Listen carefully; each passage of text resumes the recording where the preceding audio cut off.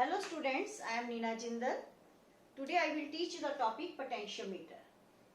So what is potentiometer? Potentiometer is a device, or you can say it is an instrument which is used for measuring accurately the EMF or the potential difference between 2 points or of any device.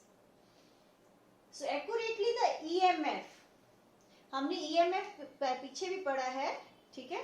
तो वो था it is the potential difference between the two electrodes of a cell when cell is in open circuit. जब हम उसको volt meter से major करते हैं तो थोड़ी बहुत फिर भी उसकी एग्जैक्ट वैल्यू नहीं आती क्योंकि करंट तो ड्रॉ होगा, लेकिन एक्यूरेटली बिल्कुल 100% जब cell is in open circuit, no current at all is drawn from the cell, तो वो हमारे पास जो डिवाइस है दैट इज कॉल्ड पोटेंशियोमीटर. अगर पूछा जाए out of voltmeter and potentiometer which one is more accurate to measure the EMF, तो हमारा आंसर आएगा potentiometer. So it is a device used for measuring EMF accurately, the EMF or potential difference. Now इसकी construction क्या है, मैंने लिख दिया पहले. So इसको मैं साथ में डायग्राम भी बनाऊंगी आपका, then it will be more clear to you. So I'm rubbing this one. So इसका डायग्राम बन गया. It consists of a wooden board जिसके ऊपर पहले ही एक स्केल लगी होती है, on which a scale is, तो एक स्केल लगी होती है. So now we will do its construction. So it consists of 4 or 5 wires, each 1 meter long. So every wire is 1 meter long. तो ये 1, 2, 3, 4 वायर्स लिए हैं मैंने, 1, 2, 3 and 4. ये 4 वायर्स लिए हैं, each 1 meter long. हर वायर कितनी लंबी है, यहाँ से लेके शुरू होके यहाँ तक ये 100 सेंटीमीटर जाती है, पूरी इसके ऊपर स्ट्रेच है. जब भी मीटर स्केल को यहाँ तक कर लो, सो दिस इज 100, यहाँ पे 100 आ जाएगा, ठीक है, ये मीटर स्केल का. और यहाँ से ये 0 स्टार्ट कर लो, ये this is the 0 this metre. तो parallel to this metre scale, so it consist of 4 और 5, 4, 5, 6, 7, 8, 9, 10 जितनी भी वायर ले सकते हैं. यहाँ पे हम सिंगल वायर भी ले सकते थे. सिंगल वायर क्यों नहीं ली, मुझे कम से कम 4-5 मीटर लंबी वायर चाहिए इसको एक्यूरेटली फंक्शन करने के लिए. अगर 5 मीटर लंबी मैं वायर लूंगी तो आप अंदाजा लो कि इंस्ट्रूमेंट का साइज कहाँ पे जाएगा. इंस्ट्रूमेंट के साइज को कम करने के लिए हमने क्या किया, वही 5 मीटर को या 4 मीटर को 4 हिस्सों में ब्रेक कर लिया, 5 मीटर को 5 हिस्सों में ब्रेक कर लिया, 10 मीटर है तो 10 हिस्सों में ब्रेक कर लेंगे. तो ऐसे ही हमने अगर 4 मीटर है तो 4 पीसेस ले लिए वायर के, each is 1 metre long. So it मान लो मैंने 4 मीटर वाली बनाई. इट कंसिस्ट ऑफ 4 और 5 और मोर, जितनी मर्जी हो सकती है wires, of uniform area of cross section. कहीं से पतली कहीं से मोटी नहीं होनी चाहिए, क्योंकि अगर मैंने पिछली बार भी बताया था कहीं से मोटी और कहीं से पतली होगी तो क्या होगा, जहां से पतली है wire R is equal to rho L upon A, वहां पे रेजिस्टेंस अलग होगा, और जहां पे वायर थिक होगी वहां पे रेजिस्टेंस और हो जाएगा. ठीक है, of uniform area of cross section, each wire is 1 metre long. So they are placed parallel to each other. जैसे एक वुडन बोर्ड ले लिया, एक ये रख दिया, एक ये रख दिया, एक ये रख दिया. So इस ढंग से मैंने वायर्स को एक दूसरे के पैरेलल रख दिया. अब ये यहाँ से शुरू हुई लंबाई, मैंने इसको जोड़ दिया इधर से, फिर इसको देखो ये वायर ऐसे जा रही थी, इसको यहाँ से ऐसे जोड़ दिया, ये सीरीज में जुड़ गई कि नहीं, फिर यहाँ से इसको जोड़ दिया, ये जुड़ गई, ये इसको जोड़ दिया, ये बन गया. So ये okay, they all each 1 meter long placed parallel to each other. एक दूसरे के पैरेलल मैंने रख ली on a wooden board, एक लकड़ के बक्से के ऊपर, along with a meter scale. इसके साथ में एक मीटर स्केल भी लगी हुई है. Then these wires are connected in series. तो ये सारी वायर्स को फिर मैंने एक सीरीज में कनेक्ट कर दिया with the help of these strips. ठीक है, with the help of copper strips as shown in figure. ये आपको फिगर दिखाई देगी. तो उसके बाद इस वायर में से मुझे करंट, ये 2 टर्मिनल्स के बीच में मैंने ऐसे वायर फिक्स कर दी. अब यहाँ पे मुझे इस वायर में से करंट फ्लो करना है, तो एंड ए के साथ मैंने एक बैटरी का पॉजिटिव लगा दिया, नेगेटिव को rheostat. Rheostat is the variable resistor. तो इसका पर्पस क्या है, ताकि इसमें से कांस्टेंट करंट फ्लो करे. क्या फ्लो करे, कांस्टेंट करंट. तो कई बार पीछे से फ्लक्चुएशंस के कारण जब कुछ भी है तो करंट अगर नहीं है, कहीं वेरी कर रहा है, तो हम रियोस्टेट को चेंज करके कांस्टेंट करंट फ्लो करवाएंगे. सो ये बैटरी होगी जिसका पॉजिटिव इसके साथ जुड़ा हुआ है, तो ये एंड पॉजिटिव हो गया आपका. नेगेटिव के साथ हमने रियोस्टेट का एक एंड लगा दिया, रियोस्टेट का वेरिएबल एंड एमीटर के साथ, एमीटर का दूसरा एंड की के साथ, की का दूसरा एंड सी के साथ. मतलब battery is connected between these two points A and C through, उसके बीच में क्या आता है, रियोस्टेट एंड एमीटर एंड की। तो इसका पर्पस क्या है, रियोस्टेट को हटा दोगे तो भी करंट चलेगा, लेकिन कंडीशन होनी चाहिए कि current should be constant. Ammeter का क्या काम है, करंट को मेजर करना। तो ये हमारा पर्पस बेसिकली क्या है, to make the current flow through the wire. ये हमने मीटर ब्रिज में भी ऐसे ही किया था, पोटेंशियोमीटर में भी ऐसे ही कर। So that a battery key ammeter rheostat is connected in series with the wire to send the constant current in the wire, ताकि इस वायर में से constant current flow करे। So I giving you 1 minute to note down all this. So diagram Smith, make it on your copies. So I hope you may have done it. Now construction होगी इसकी। Now we will do the principle of it. So I am rubbing this construction diagram वैसे ही रहेगा। अब आपने इसका principal करना है। Principal के लिए क्या है, तो हमें अगर मैं यहाँ पे एक वोल्ट मीटर ले लूं और वोल्ट मीटर की एक के साथ एक जोकी लगा दूं, तो जोकी को can move over this wire, ठीक है। तो जहां भी प्रेस करूंगी वहां रीडिंग आ जाएगी। Clear now?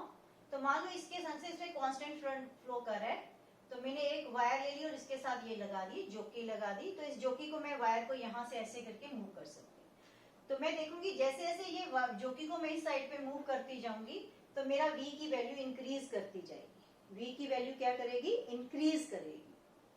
क्यों इंक्रीज करेगी, देखो हम इसको बताते हैं। Let small r is the resistance of unit length of wire. मान लो इसकी यूनिट लेंथ की रेजिस्टेंस कितनी है, r। तो immediately I can find out if this is the length l, तो इस लेंथ l की रेजिस्टेंस कितनी हो जाएगी, r इंटू l। और कोई पर्पस नहीं है, नहीं तो r is equal to rho l upon a से भी कर सकते हैं हम। यहाँ पे a भी सेम है, रो भी सेम है, so r is directly proportional to l। ये ऐसे भी लिख सकती हूँ मैं, ठीक है। यूनिट लेंथ के लिए सबकी जैसे मर्जी करो। तो पहले समझ लो, जैसे ये हमने इतना पोर्शन लिया, इसकी लंबाई l है, तो इसके क्रॉस जो पोटेंशियल डिफरेंस आएगा, if I is the current flowing through this, that will be equal to V is equal to IR। तो जो इतना पोर्शन लिया मैंने, इसको C पॉइंट ना रखो, इसको चलो रख लो K पॉइंट। जो ये A के पोर्शन लिया है वायर का, मैंने A के लिया है, मान लो इसकी लंबाई L आती है। अगर इसकी लंबाई L है तो इसके क्रॉस कुछ ना कुछ रीडिंग आएगी यहाँ पे वोल्ट मीटर में। जो भी reading I that will be the potential difference across this portion, क्योंकि हम इतनी ही वायर यूज करें, बाकी वायर को यूज नहीं करें। वोल्ट मीटर इतने के क्रॉस ही लगा हुआ है। So potential drop across this portion is equal to I into R. I is the current flowing through this. R is the resistance of the portion AK of the wire. R क्या चीज है, resistance of the portion of the wire, of the portion AK of the wire.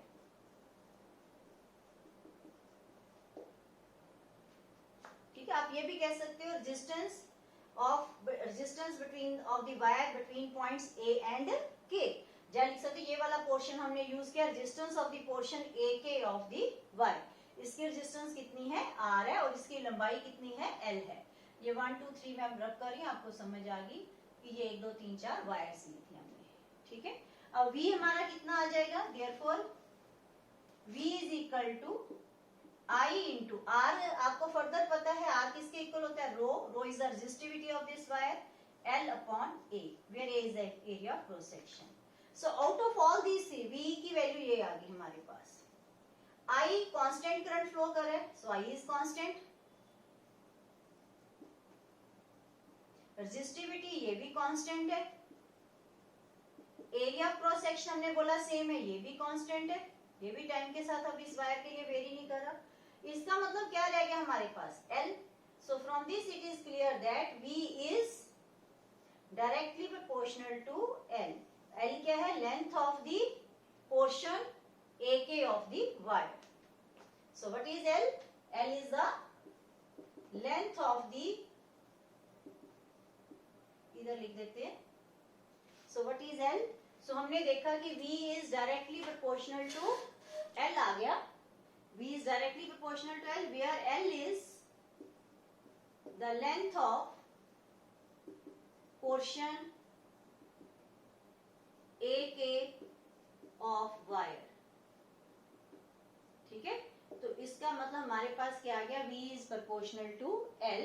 तो यही हमारा principal बन जाता है, यहीं से हमारा प्रिंसिपल क्या है पोटेंशियोमीटर का, कि potential drop across any portion of the wire is directly proportional to the length of that portion. क्या है, किसी भी पोर्शन के अक्रॉस जो पोटेंशियल ड्रॉप आती है, ठीक है, potential drop across any portion of the wire is directly proportional to the length of that portion. ज्यादा यहाँ पे ले जाएंगे, लेंथ को बढ़ा देंगे, नेचुरली V बढ़ जाएगा, R बढ़ जाएगा, तो L बढ़ेगा तो V भी बढ़ेगा। So we see that V is directly proportional to L। So यहीं से हमारा प्रिंसिपल बना, principle of potentiometer. According to it potential drop across, या पोटेंशियल डिफरेंस लिख सकते हो ड्रॉप की जगह, across any portion of the wire, जैसे एक पोर्शन ले लिया, ये भी कोई भी ले सकते हैं, across any portion of the wire of uniform area of cross section. Wire में कंडीशनल क्या है कि एरिया ऑफ क्रॉस सेक्शन, क्योंकि हमने ए को कांस्टेंट किया था, of uniform area of cross section is directly proportional to length of that portion, provided, एक कंडीशन और क्या लगाइए कि constant current is flowing through this wire. अगर करंट कांस्टेंट नहीं होगा तो अलग अलग पोर्शन वायर में हमारी पोटेंशियल डिफरेंस अलग अलग हो जाएगा। तो ये बन गया हमारा principle, V is directly proportional to L। तो ये it is very very very very important, सिर्फ इतना ही आ जाता है, what do you mean by what is the principle of potentiometer? I hope you may have understood it. Now in next lecture we will do the this applications of potentiometer. First application is to find the EMF of a cell, then to compare the EMF of a cells, then internal resistance of a cell.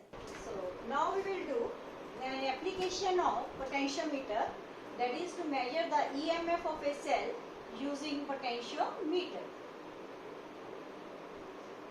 So for this circuit diagram हमने same किया, ये battery लगानी है to so that the current can flow through it। अब इस cell का मैंने EMF find out करना है, इस सेल का जिसकी EMF E है, ठीक है, इसको मैंने मेजर करना है इसकी EMF को। तो हमने क्या किया, जहाँ पे हमने पॉजिटिव ऑफ द बैटरी लगाया था वहीं पे, उसी पॉइंट पे जहाँ पे ये है पॉजिटिव ऑफ द सेल लगा देना, और इसके नेगेटिव के साथ गैल्वेनोमीटर का एक टर्मिनल, क्योंकि गैल्वेनोमीटर का कोई पॉजिटिव नेगेटिव नहीं होता, और इसके दूसरे एंड के साथ एक जोकी लगा देनी है, jockey can move over this wire. तो वही मैंने आपको लिखी इसकी, how to measure the EMF of a cell using that is the EMF of the cell which is to be measured, connected in such a way. हमने इसको कैसे connect करना है कि जहाँ पे बैटरी का पॉजिटिव लगा हुआ है वहीं पे इस सेल का पॉजिटिव लगा, connected in such a way that it's positive पोल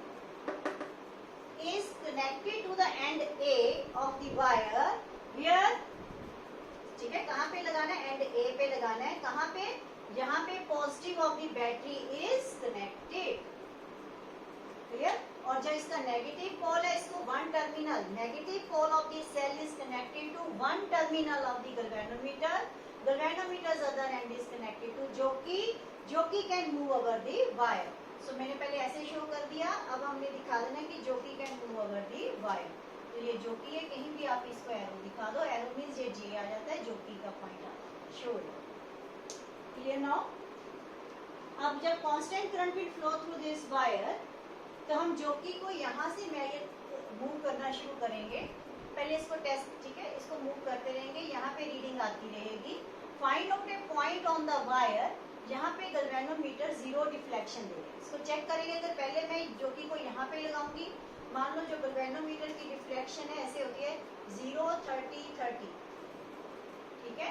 तो पहले मान लो इस साइड पे जा रही है डिफ्लेक्शन, जब मैंने इसको यहाँ पे लगाया डिफ्लेक्शन इस साइड पे जा रही है, इसका मतलब हमारे कनेक्शंस क्या है, ठीक है, ठीक है। उसके बाद जोकी को यहाँ से मूव करना शुरू करेंगे and find out A point on the wire, ये यहाँ यहाँ यहाँ यहाँ कहीं भी आ सकता था, जहाँ पे गैल्वेनोमीटर शोज जीरो डिफ्लेक्शन। जहाँ भी गैल्वेनोमीटर जीरो डिफ्लेक्शन शो करेगा उस पॉइंट को हम क्या कह देंगे, null point. So find the move the jockey over the wire to find the null point. Null point means जहाँ पे galvanometer zero deflection, that this point is J। इसका मतलब यहाँ पे अगर गैल्वेनोमीटर ने जीरो दिया है, इट मींस अब no current is drawn drawn from the cell. तो ये हमें क्या शो करता है, सेल में से कोई करंट ड्रॉ नहीं हो रहा। क्लियर? ये कैसे पॉसिबल हुआ, इसका मतलब जो पोटेंशियल ड्रॉप इसके क्रॉस आई, नेचुरली इसके क्रॉस पोटेंशियल ड्रॉप जो भी आएगा उसका पॉजिटिव इधर बनेगा और नेगेटिव इस साइड पे बनेगा। पॉजिटिव से पॉजिटिव जुड़ गया, नेगेटिव से नेगेटिव जुड़ गया, तो इससे जिसकी इसकी ईएमएफ और इसकी ईएमएफ आपस में क्या होगी, माइनस हो गई, तो जीरो आंसर आ गया। तो इसके साथ मैच इसके कारण करंट क्या हो गया, जीरो। इसका मतलब whatever is the potential drop across this that is equal to the EMF of the cell. अगर किसी ये सेल का है और इसके साथ मैंने कोई और भी लगा दी, सेल लगा दिया, ये भी 2 वोल्ट का, ये भी 2 वोल्ट का है, ठीक है, और यहाँ पे गैल्वेनोमीटर लगा दिया, तो ये दोनों आपस में कैंसिल कर देंगे तो इसकी रीडिंग जीरो आ जाएगी। ठीक है, देन गैल्वेनोमीटर भी शो, इसका मतलब यहाँ पॉजिटिव, यहाँ जो इसके क्रॉस पोटेंशियल ड्रॉप आई है वो ईएमएफ के बराबर होगी, तभी गैल्वेनोमीटर ने करंट क्या दिया, जीरो दिया। तो यहाँ से ये हमारी इससे पता चल गया। So point let L is the length of this portion, तो हमें पता है V is directly proportional to L। इसका मतलब जो EMF है हमारी, potential drop across this is directly proportional to L। ये पोटेंशियल ड्रॉप किसके इक्वल है, E के इक्वल है, therefore E is directly proportional to L। तो ये हमारे पास फार्मूला आ गया, यहाँ से हम EMF फाइंड आउट कर सकते हैं। कांस्टेंट ऑफ प्रोपोर्शनैलिटी किसके इक्वल है, तो E इज इक्वल टू, यहाँ पे क्या होता है, IR होता है, बेसिकली IR आना था I rho L upon A। ये सारा फैक्टर कांस्टेंट है, I भी पता है मुझे, रो पता है, A पता है, और ये मैं कांस्टेंट निकाल सकती हूँ, तो उससे एग्जैक्ट वैल्यू ऑफ EMF मैं फाइंड आउट कर सकती हूँ। So E is proportional to L आ गया। सो EMF ऑफ सेल हम यहाँ से फाइंड आउट कर सकते हैं। I रो और A की वैल्यू पुट कर देंगे तो E की एग्जैक्ट वैल्यू हमारे पास आ जाएगी। Now we have to find out the internal resistance of a cell using potentiometer. This is the last application of it. So again the circuit diagram is same, this portion is same. Now एक ही cell लेना है जिसकी internal resistance find out करनी है, दो cell ले लिए, एक ही सेल लिए जिसका EMF E है। इसकी हमने internal resistance find out करनी, तो इसका मतलब हमें इसको closed circuit भी इसका कोई ना कोई बनाना। तो इसका पॉजिटिव वहीं पे लगेगी जहां पॉजिटिव ऑफ बैटरी है, नेगेटिव को गैल्वेनोमीटर के साथ, galvanometer other end is connected to jockey. Now what will happen, ठीक है, ये गैल्वेनल point is connected to jockey आ गया आपका। अब इसके साथ क्योंकि हमने इसको क्लोज सर्किट में ही बनाना है, मैंने दो वायर्स यहाँ से लिए, एक पॉजिटिव से एक नेगेटिव से, उसके क्रॉस एक रेजिस्टेंस बॉक्स लगा दिया। रेजिस्टेंस बॉक्स क्या होता है, एक ऐसे इस टाइप से होता है, इसमें बहुत सारी कीज लगी होती है, जिस की को आप निकालते हो, मान लो उसके आगे लिखा होता है 2 ओम, 5 ओम, 10 ओम, 20, 200, 1000, तो जिस की को आप निकालते हो वो वाली की वैल्यू मान लो 2 लिखी हुई है, इसका मतलब यहाँ पे कितने ओम्स रेजिस्टेंस आ जाएंगे, 2 ओम। अगर की सारी बंद है तो यहाँ पे कोई रेजिस्टेंस ऐड नहीं होगी, ठीक है। अगर आपने जो मान लो 100 ओम वाली की निकाल दी तो यहाँ पे रेजिस्टेंस 100 ओम आ जाएगी। तो ये रेजिस्टेंस बॉक्स होता है, किसी में वेरिएबल रेजिस्टेंस होती है। तो इसके क्रॉस एक रेजिस्टेंस बॉक्स लगा दिया और एक की लगा दी, K1 लिखा है, इसको मैंने K का नाम दे दिया। ये दोनों इसके पैरेलल में लगा दिए, ठीक है। ये गैल्वेनोमीटर, ये सारा सर्किट हो गया। So do the connections as shown in figure. ये आपने ऐसे डायग्राम बनाना है और ये सिंपल हो जाएगा। Now put the key K but not K1। अब मुझे मेंशन करना पड़ेगा क्योंकि दो कीज आई, ये नहीं अभी लगाई तो ये लगाई, तो इसके कारण ये सर्किट कंप्लीट हो गया, करंट इसमें से फ्लो करना शुरू कर दिया, ठीक है। Current will start flowing through the wire as K1 is open. अभी K1 को मैंने डाला ही नहीं है, इसका मतलब ये चीज है या ना है एक ही बराबर है, तो ये हमारे पास सिंपली ये चीज है। तो ये आपने पिछली बार किया हुआ, एक ही सेल ऐसे लगाया तो क्या आता है, EMF आ जाती है प्रोपोर्शनल टू दिस लेंथ। ये हम काम कर चुके हैं फर्स्ट एप्लीकेशन में। So as K1 is open therefore resistance is not in the circuit. ये वाला पोर्शन हमारा सर्किट में नहीं है। Move the jockey over the wire and find the null point. Null point को बैलेंस पॉइंट भी कहते हैं। मान लो वो कहाँ पे आ रहा है, let it is at the point J1। तो इसकी लेंथ कितनी होगी, इसकी length, this length is L1, तो ये लंबाई हमारी होगी मान लो L1। तो हमारी बताइए ये चीज क्या देती है हमें, EMF। अगर ये सर्किट में नहीं है तो EMF is directly proportional to L1, ये प्रिंसिपल है इसका। As in this case L is in open circuit, इसलिए जो हमारी ये रीडिंग आ रही किसकी आ रही है, EMF की आ रही है। अब हम क्या करेंगे, हम ये की भी डाल देंगे, ठीक है। Up to this we have done कि when key is not closed, now we have to close the key को हमने क्लोज कर दिया। Now put the key K1 also, ये तो है ही क्लोज क्योंकि इसके कारण करंट फ्लो कर रहा है। अब हमने ये भी डाल दी की, तो ये सर्किट भी कंप्लीट हो गया। Now R is in the circuit. तो यहाँ से कुछ हमें की निकालनी पड़ेगी, introduce some resistance from the resistance box. तो यहाँ से हम कोई की निकाल के यहाँ पे कुछ ना कुछ रेजिस्टेंस ऐड कर देंगे। Now cell is in closed circuit, क्योंकि ये लगातार यहाँ से भी करंट एक स्टेप कंप्लीट हो रहा है, तो cell is in closed circuit. जो इसके अक्रॉस पोटेंशियल ड्रॉप होगा वही इसके दोनों टर्मिनल्स के अक्रॉस आएगा।